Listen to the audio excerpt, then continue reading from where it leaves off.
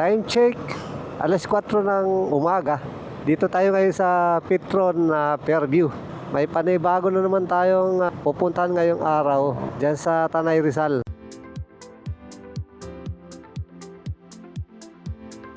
Napaka-smooth lang yung travel natin.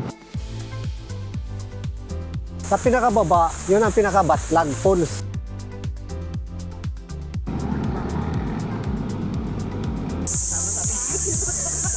Welcome, Daranak Falls. Kitang-kita mo talaga yung ilalim, oh.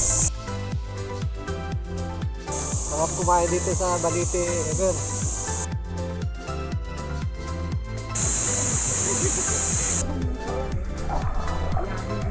Ano to? Private? Tara na po at dito natin simulan ang ating video. Let's go!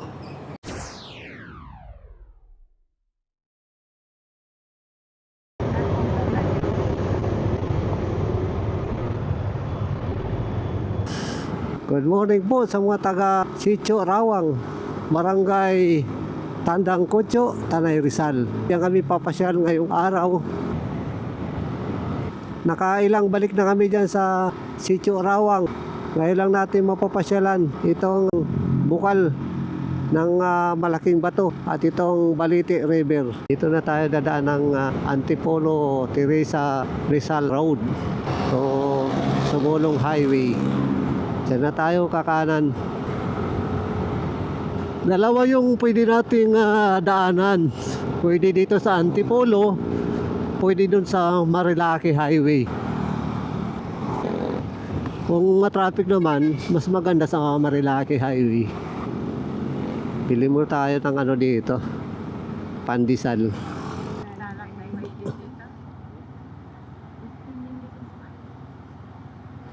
Tayo yung pinaka first customer, Binamano. Malinis pa rin yung kalsada.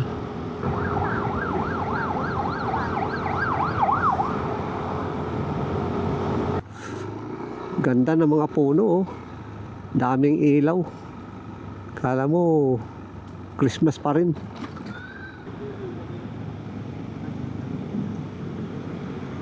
Ito pa, oh. Ganda.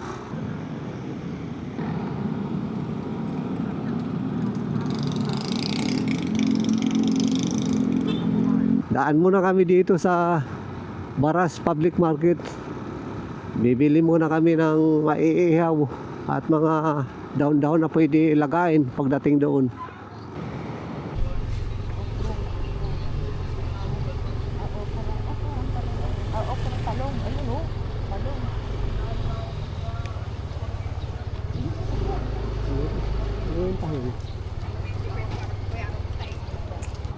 Let's go, let.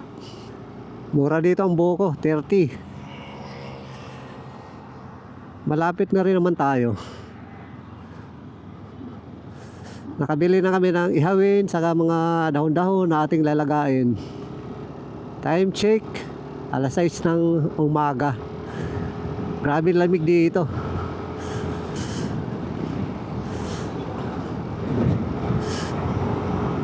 Dito tayo sa Barangay Tandang Kutyo, Poblacion, Tanay Rizal. Pagdating ng Jollibee stoplight, kaliwa. Siguro mga ano na lang, 30 minutes. Dito sa kanan, papunta niya ng Tanay proper. Itong kalsada na ito pakaliwa, Sampaloc, Tanay Road yan. Nagsasabay yung pakaliwa pa diretso. Nakakalita yung ano dito, traffic sign. Ang ganda ng mga kalsada dito.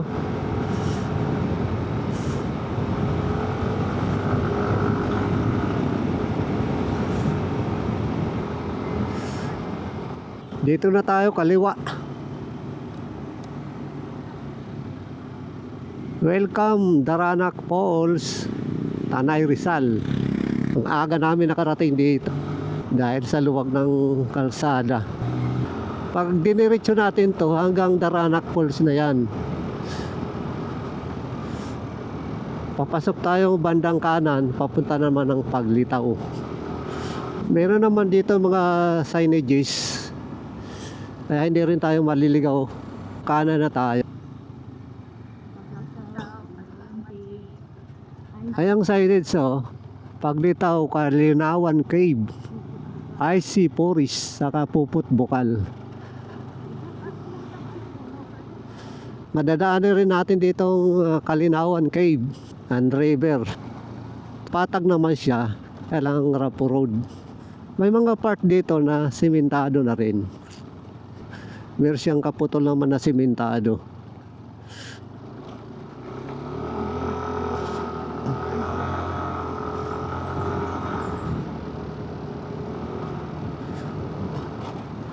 Ilang beses na kami pumunta dito. Ngayon lang natin mapuntahan itong Balite Spring River. Napanood lang natin to sa mga video, kaya nagka-interest kami na puntahan kasi maganda yung ano nila, bukal. Marami tayong pwedeng puntahan dito sa Sitio Rawang.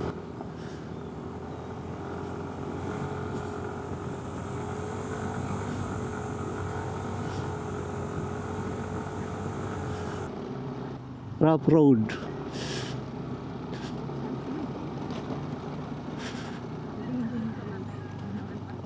Itong delikado. Lutang na bato.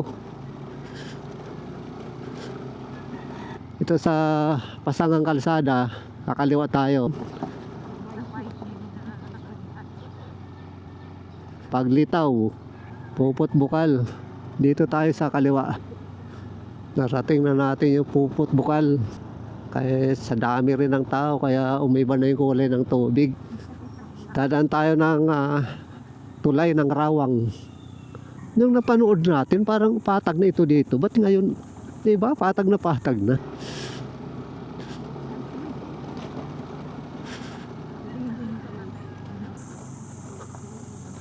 Ito yung tulay ng Rawang.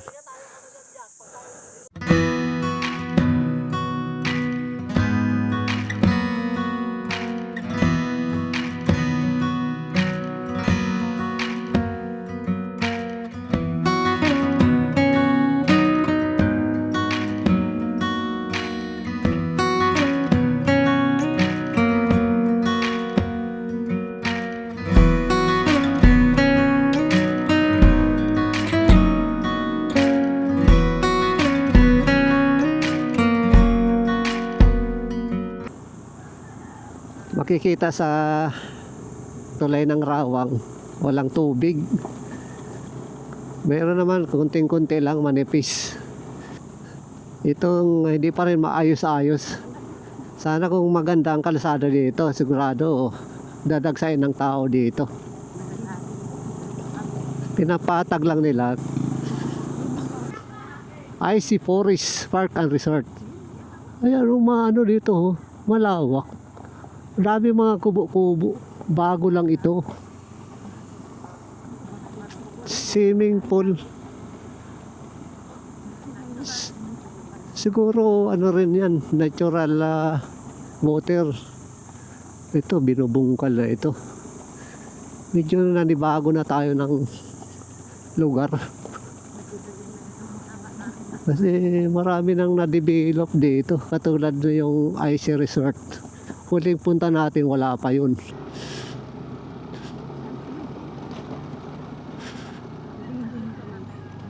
Ito meron namang pataas siya.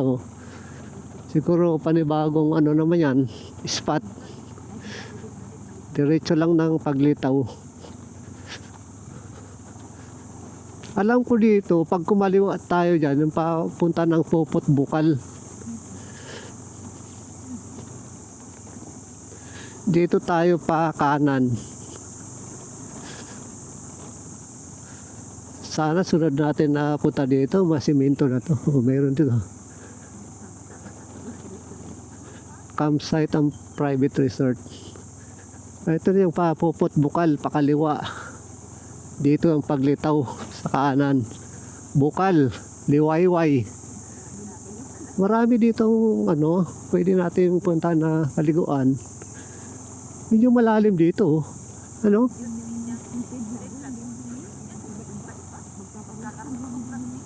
Pero maganda kasi parang malalim siya. Pero dito, Hidden Lagoon, Hidden Paradise. Ito ang hindi pa namin napupuntahan. Welcome dito sa Kalinawan Cave. Napasok na rin natin yan. Ito itong daanan, no? Yan ang pinaka-Kalinawan Cave and River. Maano yan? Malawak sa ilalim. Kaya lang, pag doon ka na sa gitna, gagapang ka talaga. Ito yung landmark din ng papasok. Rawang Elementary School. Diretso lang tayo. Ito lang naman yung sasalubong sa atin sa mga nagbabalak na pumunta dito. Yung mga condition yung motor nyo kasi rough road talaga. Pero okay na naman, kayang-kaya pa. Sunod na madadaanan natin itong papunta ng Paglitaw Natural Spring Resort. Pero may time dito na pag sobra na talaga yung tao, hinaharang na dito kasi talagang dagsa yung tao dyan sa Paglitaw. Medyo na-excite lang kami na puntahan ito kasi malinaw, bukal kasi. Ito na yung Paglitaw papasok. Narating na rin natin yan. I-check nyo na lang sa ating YouTube channel. Gumanda na rin dito. Diretso tayo. Pababa ito. Tingnan nyo. Sementado dito. Palusong Cap Marie Bergo. Sa gilid natin may mga sapa. Oh. Ito dyan. Tubig yan.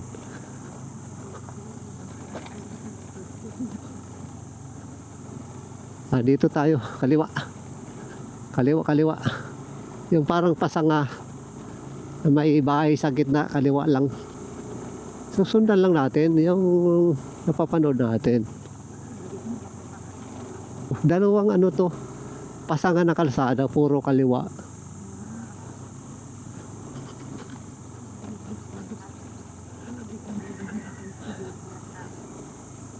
O baka ito entrance to. Natin environmental fee 20. Ayan, magbabayad tayo dito na environmental fee. Okay. Tara, tuloy. Dito sa pupunta natin walang entrance. Magbabayad lang tayo ng environmental fee na 20 per head. Yung hindi pa masyado na dito na discover, libre talaga. Nagkaroon na sila ng idea na maglagay kasi marami nang pumupunta. Dito medyo hindi magandang kalsada. Kaya ingat lang. Pag medyo alam nyo na delikado, alalay na. Hanggang dito na lang tayo. Kasi dyan, pangit na talaga yung kalsada. Dito tayo pwede magparada. Saan pwede, kuya? Ito yung pinaka parking. Dito natin iiwanan yung ating motor kasi hindi pwede dito sa baba. Kita nyo naman yung kalsada, pangit. Time check, nakarating kami dito sa pinaka parking 6:30. Maaga pa rin. Si Kuya Sani, may-ari ng parking lot. Magsimula dito sa parking, mga ilang oras pa yung lakad pababa? 10 minutes lang po. 10 minutes lang. Okay, 10 minutes lang pala yung trekking magsimula dito sa pinaka parking lot. Pag di naman itong parking dito, kaya safety naman. Start na tayo mag-trekking. Scooter pwede. Pag mga dito, enduro kaya. Mga native, may itim, may brown, may gray. Marami dito alagang baboy. Maraming manok. May mga dito, cottage. Pagbaba natin sa pinaka-parking lot, ito yung unang maabutan natin na paliguan. Pag dinireksyon natin yan, papunta na yan ng bukal ng malaking bato. At kung kumadiwa naman tayo dito, papunta naman siya ng Balite River. Kaya lang hindi maiwasan yung maraming dahon kasi nasa baba ng mga puno. Dito, oh, lino ng tubig. Maganda ang tubig, ano? Linaw.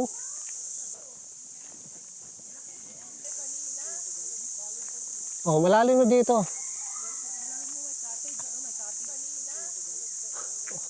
Ang ganda na dito kasi ang niya, buhangin. Oh. Para may pagka-blow na yung tubig. Mamaya dadaan tayo dito. Malino na yung unang river na nadaanan namin. Ito na yung pinakabukal. Dito tayo mag-almusal. Magkape lang. Yung pangalawang malaki, yung katulad ng paglitaw na maraming litaw-litaw. Merong ano dito, bukal na pwede kuhanan ng tubig. Mag-init tayo ng tubig para sa kape. Oh, may kawali na pala dito. 4 inch siguro ng kawali na yan. Grabe sa linaw ng tubig, oh.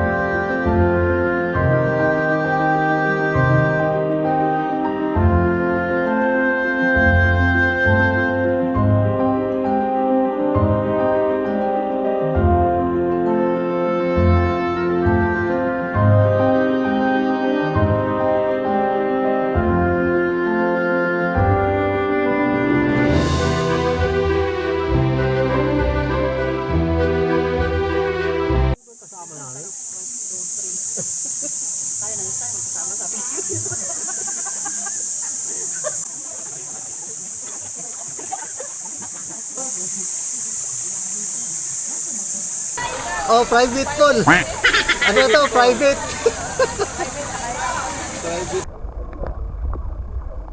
Kitang-kita mo talaga yung ilalim, oh.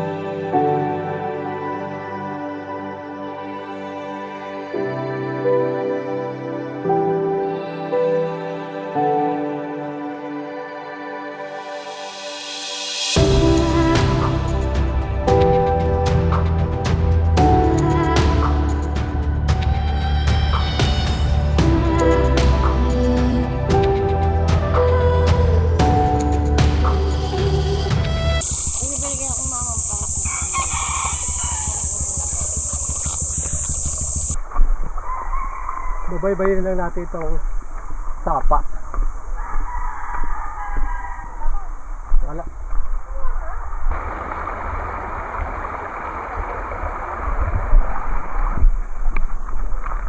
Lipat na kami dito sa pinaka-Balite. Yung may tindahan din yan doon tayo. Meron. Medyo malaki-laki doon ko dito eh. Marami na din ba? Kala namin kasi ano ngayon, Monday, kunti yung tao, marami rin pala. Maganda yung daanan kasi malilim. Puro puno ng kawayan yung daanan. Oh, dito walang naliligo pero napakalino ng tubig. Oh. Ito na siguro kasi marami na tambay. Malamang ito na. Meron na tayo nakita mga nag-uumpo. Puka ng mga tao. Katambay. Okay, ito na yung pinakamaliti. Ito na, nakikita natin yung maliti. Ang maliti. Ayan o. Inaw din ng tubig o. Ito na yung pinakamaliti. Para tayo naman. Ito yung maliti river o po. Kasi dyan sa puno ng Medyo ano nga dito, malalim. Hi guys! Hello guys!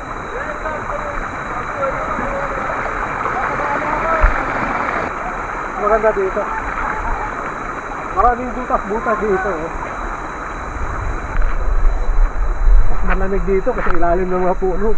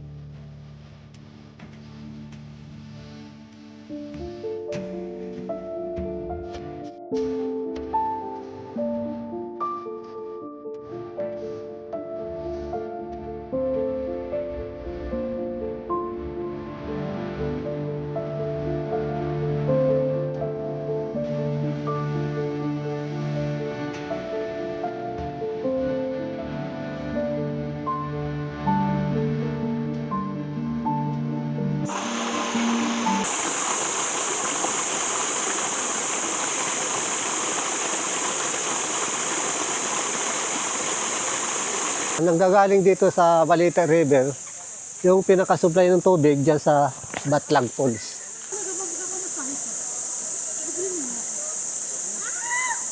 Meron ditong store. Yung mga kutkutin, alak, mineral. Bago natin kaibigan from Mandaluyong. Hello.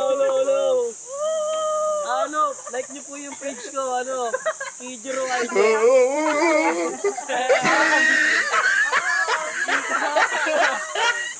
Ito yung pinakapuno ng Balite. Dito sa part na to, medyo malalim yan. Kaya tinawag itong Balite River kasi dito mismo sa pinakababa ng Balite yung river.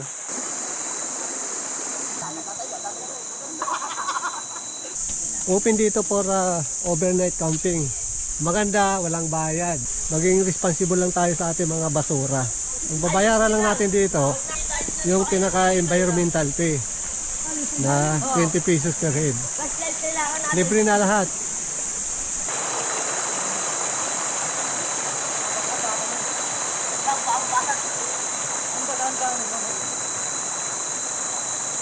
Sarap dito maglob-lob oh.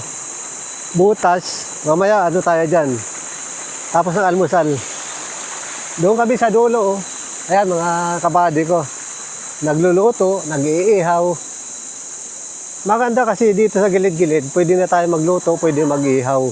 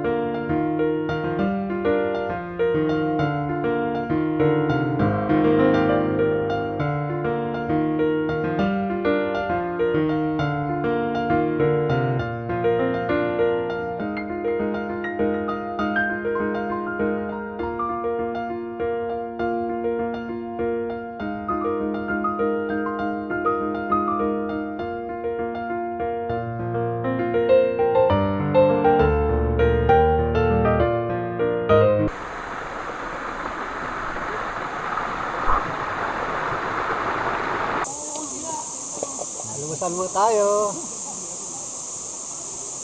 Sarap kumain dito sa Balite River.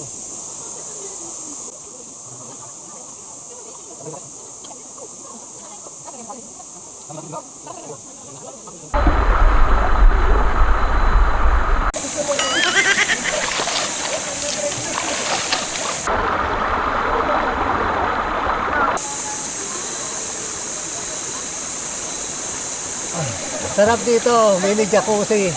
Kaya dyan kami nakapisto. Hindi na kailangan lumayo.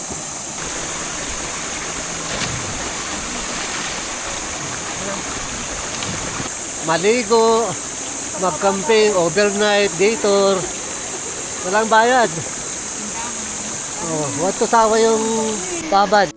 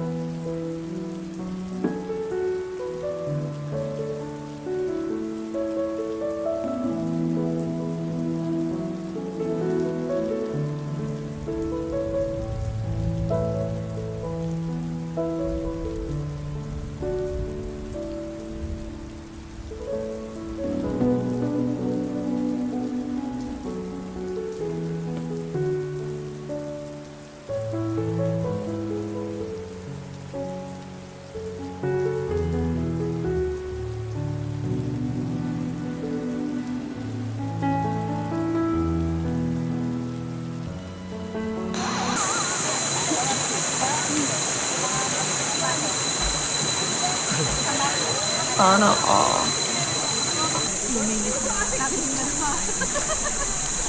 Lamig.